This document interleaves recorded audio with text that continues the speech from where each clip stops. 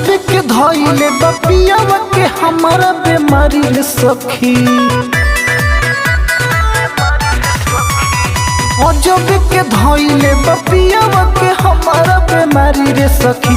साड़ी ओढ़ी के सुतेले गोड़ तारी रे सखी। साड़ी ओढ़ी के सुतेले गोड़ तारी रे सखी। खूबे नसाल जब धरिले भोरे कवारी रे सखी।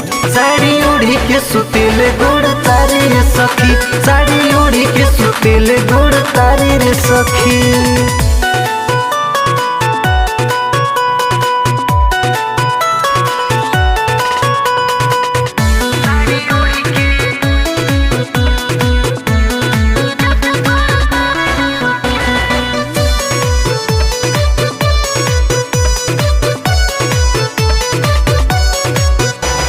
नइखे बुझात कौन रोग बाटे लागल। मेहरी से अपना रहेले दूर भागल।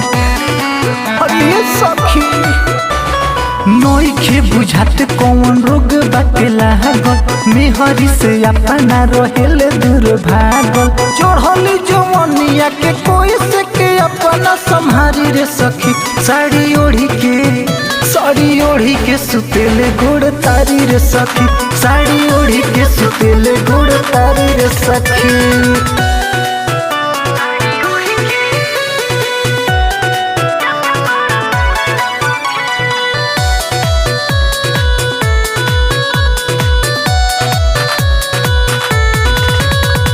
समझे न पाई हम करी का उपाय।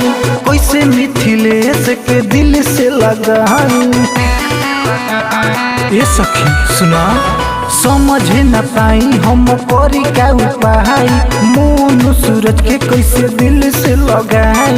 मन करे चंचल के दे दी जवानी जिम्मेवारी रे सखी। साड़ी ओढ़ी के सुतेले गोड़ तारी रे सखी। साड़ी ओढ़ी के सुतेले गोड़ तारी रे सखी।